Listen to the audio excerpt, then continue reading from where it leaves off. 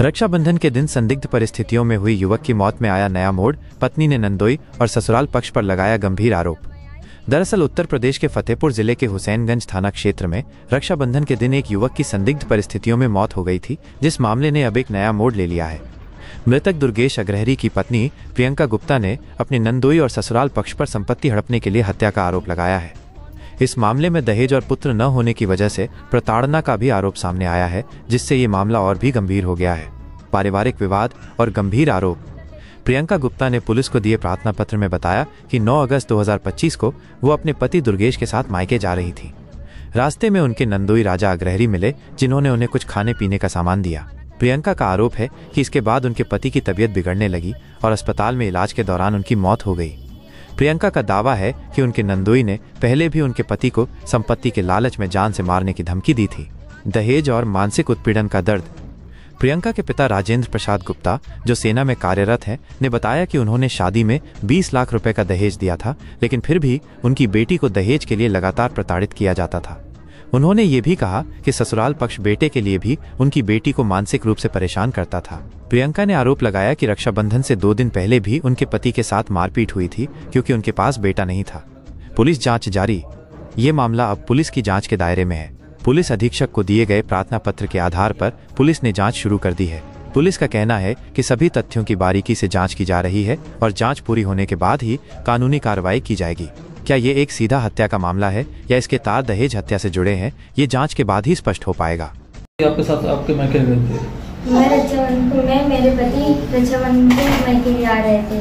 फिर रास्ते में मेरे नंदोई मिले तो बोले हम भी चलेंगे, तो साथ में नंदोई भी गए मेरे मायके। रास्ते में कुछ इनको खाने पीने को देते रहे कि उनकी खाने पीने को देते रहे। पानी पिए हैं, पानी बहुत सारा पीते थे। घर जाते उनकी तबीयत बिगड़ने लगी, तो जब उनको डॉक्टर के पास ले जाते रहे तो वो नंदोई बोल रहे थे कि गैस बनी इनके। तो फिर बहुत ज्यादा उल्टियां होने लगी, तो मेरे भाई मेरे पापा सब लोग लेके उनको हॉस्पिटल लेके गए रामसनई फतेहपुर में। तो उनकी वहाँ पे मृत्यु हो गई। तो इसके अलावा मेरे वो मुकदमा कर रहे हैं मेरे पापा, मेरे भाई, मेरी माँ मेरे ऊपर कि इन्होंने कुछ कर दिया है। उसके पश्चात भी हम लोग सब हॉस्पिटल में बैठे हैं, ये पुलिस थाना में बैठे हैं हमारे तरफ पे FIR लिखवाने के लिए कि हमने कुछ किया है। मैं अपने पति को क्यों मारूंगी? मेरे पास एक बेटी भी है। पति को मार के मुझे मिलेगा क्या? मैं कहाँ जाऊंगी उसको छोड़ के? ऐसे मेरे ऊपर इल्जाम लगाए जा रहे हैं, मेरे माता पिता सबके ऊपर लगाए जा रहे हैं। क्या लगता है किन्होंने क्या खिलाया होगा? मेरे नंदोई की, मुझे पूरा शक है कि मेरे नंदोई ने खिलाया है। और जब मैं घर से निकल रही थी, मेरी ननद बोल रही थी कि तुम इनके साथ चले जाओ, नहीं तो ये कुछ कर न ले और ये कुछ खा पी ना ले। मेरे हस्बैंड को बोल रहे थे। क्या हॉस्पिटल वो भी गए थे साथ में आपके नंदोई? हाँ, मेरे नंदोई भी गए थे। और जब मैंने उनको फोन किया तो बोल रहे थे तुम्हें मैं मरते दम तक दाग नहीं लगने दूंगा। आज सब मुझे फंसा रहे हैं। फिर सामने आ रहा मामला कि बेटी पैदा होने के बाद से प्रताड़ित भी किया जा रहा था। हाँ, मुझे मारा भी जब जाते थे, बहुत करते थे, सारे बोलते थे मायका छोड़ दे। मायके से कभी बोलते थे ये ला, कभी बोलते सारे मतलब मायके से। मैं कुछ भी बोलती थी कि मायके से क्या करूं, तो बोले पैसे लेके आ। क्यों कहते थे? क्या बेटी पैदा हुई थी क्या? हाँ, बेटी पैदा हुई थी, उसके से टॉर्चर दिया जाता था कि रक्षाबंधन को नहीं जाने देंगे। ऐसे करके मारा पीटा करते थे मुझे। मम्मी पापा को बुरा भला करता था, ससुर भी गाली देता था, सास भी सब उल्टा सीधा बोला करती थी, मेरे हस्बैंड भी बोला करते थे। तो रक्षाबंधन के पहले क्या इस तरह की मामला आया था क्या मारपीट का? हाँ, 7 तारीख को भी मारा करते। मारते तो हमेशा से करते थे। 4 सालों में बहुत ज्यादा तंग किया था, लेकिन इस बार कुछ ज्यादा ही हद हो गई थी। जब बेटी पैदा हुई? हाँ, बेटी जब पैदा हो गई थी।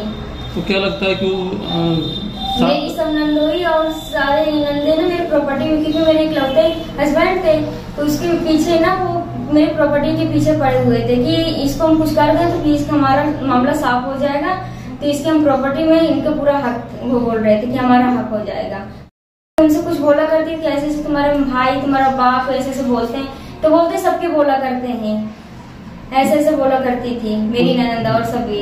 उनसे कुछ बताओ तो वो हमेशा उनके साइड लेती थी, मेरे साइड कोई नहीं लेती थी। पुलिस के पास जा रहे हो, क्या सुनाई? कुछ हो रही सुनाई? 7 तारीख को जब मारपीट हुई थी तो मैंने उनको पुलिस केस भी किया था। पुलिस में गई थी तो पुलिस आई थी, फिर इनको लेके समझा बुझा के भेज दिया गया था। फिर सुबह बुलाया था कल बुलाया था 8 तारीख को, तो मेरी तबीयत खराब हो गई थी तो मुझे भी हॉस्पिटल लेके गए थे, तो इस वजह से मैं 8 तारीख को नहीं जा पाई थी।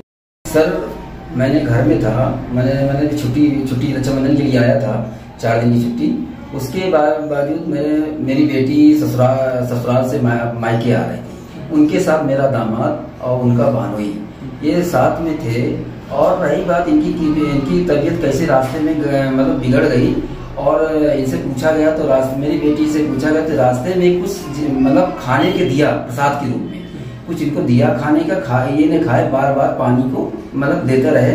और इनकी जो गाड़ी चलाते समय की गाड़ी डिसबैलेंस होने लगी थी, तो मेरी बेटी बोली गाड़ी आराम से चलाओ, क्या हो गया।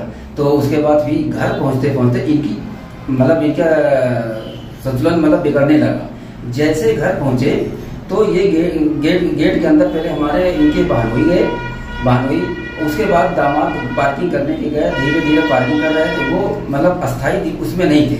जब ये घर अंदर आए तो उसके बाद उल्टियाँ इनकी चालू हो गई। सर उल्टियाँ जब चालू हो गई तो मैंने क्या किया, मैंने कहा बेटी उल्टी क्यों कर रहे हैं। उसके बाद भानोई से पूछे क्योंकि सर भैया उल्टी क्यों कर रहे हैं जीजा, तो बोले कि ये इनकी गैस बन रही है और टेंशन लेने की कोई जरूरत नहीं है। तो फिर ये बहुत उल्टियाँ की, मैंने उसके तुरंत हॉस्पिटल ले गया। सिविल हॉस्पिटल ले जाने के बाद उन्हें बोले कि जवाब दे दिया। जवाब देने के बाद फिर मैंने वहाँ गया, शहर भगा, राम सनेही हॉस्पिटल में मैंने इलाज पूर्व से अच्छे रूप से करवाया। उसके बाद मैंने भाग दौड़ करने के बाद फिर 3 बजे इनका मतलब देहांत हो गया। इनके पक्ष में कोई नहीं आया, इनके जो साथ में भानोई था वो भी कहीं दूर चला गया, वो भी नहीं आया। जब पूछा गया कहाँ हो, वो थाने में वहाँ बैठे। मतलब देखिए सर, मैं तो हमारा परिवार, हमारा घर परिवार तो बेसुध हुआ क्या, उसमें क्या मुकदमा लिखा गया आप लोगों के खिलाफ? हाँ सर, हमारे नाम से मतलब हमारे 4 व्यक्ति से झूठा मुकदमा हो गया कि आप लोग हमारे बेटे को मार दिया। भैया सर, मैंने 20 लाख रुपए खर्च करके अपनी बेटी का स्वभाव कैसे उजाड़ सकता हूँ जी सर। उसके बावजूद मैं इनकी मानसिक टॉर्चर पहले भी देते थे, दहेज में देते थे, मतलब कि आपकी ये दहेज नहीं दिया, ये दहेज नहीं दिया आपके। मैंने कहा सर कितना दहेज दिया, फिर भी टॉर्चर देते रहे। रही बात जब लड़की का डिलीवरी होने वाली थी, डिलीवरी में नहीं हम ही करवाए, ना कोई मतलब 9-10 महीना हमने इसका इलाज करवाया, फिर डिलीवरी केस करवाए। डिलीवरी में ना उसका हस्बैंड आया, ना डिलीवरी में उसका कोई घर का सदस्य आया, ना डिलीवरी में उनकी सिस्टर आई, ना कोई बाकी सर हमने कोई बात नहीं, हमने कहा दबा दिया, हमका चलो कोई बात नहीं। उसके बाद फिर बावजूद इन्हें रक्षाबंधन के लिए मतलब जबरदस्ती भेज रहे थे, बेटी चली जाए, क्योंकि बेटी मेरी कुछ बीमार भी थी।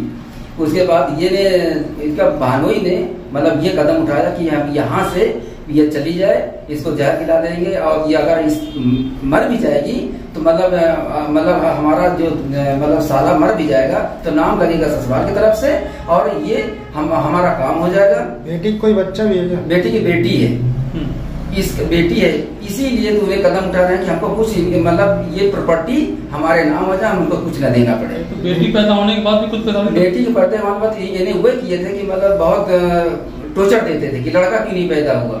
तो आप बताइए, ये तो भगवान के ऊपर है, बेटी बेटा पैदा करें तो ऊपर वाले की मेहरबानी सर।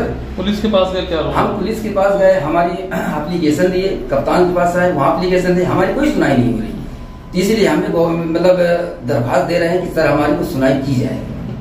क्या नाम है आपका? राजेंद्र प्रसाद गुप्ता, मैं डिफेंस में हूँ, और मेरा सुनाई हो, और हमारे को और हमारे बेटे को, ये बेटी की बेटी को जान से मारने की धमकी दे रहे हैं। ये उनका दामाद और राजा और कल्लू। क्या हुआ था आपकी बहन के साथ और जीजा जी के साथ? खास रक्षाबंधन वाले दिन ये हमारे घर आए थे, 3 लोग थे गाड़ी के अंदर। बताया जा रहा है कि रास्ते में इनके जो हमारे जीजा जी के जीजा हैं वो रास्ते से बैठे थे, और घर से हमारी दीदी जी और जीजा बैठे थे, तो वहाँ से चले रास्ते से बैठे। बताया जा रहा है कि रास्ते में इनको कुछ दिया गया था जिससे हालत गंभीर हुई, हमारे घर आते इनकी उल्टियाँ चालू हुई। तो इस दौरान हमने उनसे जीजा जी से पूछा गया तो इनको क्या हुआ, उन्होंने कहा गैस बनी, आप लोग घबराइए मत। तो इस दौरान हम लोगों ने जब ज़्यादा उल्टियाँ होने लगी, तबीयत ज़्यादा बिगड़ने लगी, हम लोग तुरंत राम सनेही हॉस्पिटल लेके भागे, वहाँ इलाज करवाया गया। इलाज के दौरान 3 बजे वो ख़त्म हो गए। तो अब हमारे ऊपर अलग अलग आरोप लगाया जा रहा है कि पहले मेरे लग सारे प्रूफ भी हैं, वो अलग अलग आरोप लगा रहे हैं कि मैंने हमारे घर वालों के ऊपर आरोप लगा रहे हैं, इन्होंने खिलाया उन्होंने खिलाया। अब लगा रहे हैं कि उसने खुदकुशी की है, लेकिन आप लोगों के कारण की है। तो इसका मतलब आप लोग हमें फंसाना चाह रहे हैं, हमें फंसाना चाह रहे हैं। और हमारी कोई कार्रवाई हुसैनगंज थाना न राधानगर कर रहा है। आपका नाम? मेरा नाम अरुण कुमार गुप्ता है, मैं हुसैनगंज से। उम्र 14 साल। पुलिस आई थी, फिर इनको वहाँ लेके पुलिस थाना भी गए थे। फिर वहाँ से पुलिस समझा के घर भेजी थी। अब फिर वहाँ से जब मैं आई तो ये मुझे मारने की कोशिश भी की थी। सास ससुर और मेरे हस्बैंड डिस्पायर हो गए, उनको मारा गया। और मैंने कुंडी नहीं खोली थी। अब मेरा फ़ोन छीन लिया तो मैंने फ़ोन वो छीन लिया था, फ़ोन नहीं दिया। फ़ोन मुझे फिर वापस नहीं दे रहे थे। फिर 8 तारीख को मेरी तबीयत बहुत ख़राब हो गई थी, तो मुझे हॉस्पिटल भी लेके गए थे। हॉस्पिटल लेके गए थे, वहाँ से फिर आई, वहाँ से आई, मेरी तबीयत नहीं ठीक थी, बस वो था। फिर रक्षाबंधन वाले दिन मुझे ज़बरदस्ती लेके गए कि चल तेरा भाई है एक, तू भी राखी बांध लेना। मैं उनसे मना कर रही थी कि मैं नहीं जाऊँगी। मुझे धमकी ये दे रहे थे कि एक बार इसको छोड़ के आ जा, मैं कि दोबारा लेने नहीं जाएंगे। इसलिए मैं रक्षाबंधन को नहीं जा रही थी। अब वहाँ से जबरदस्ती लेके आ रही थी? हाँ, वहाँ गए मुझे लेके ना एक रक्षाबंधन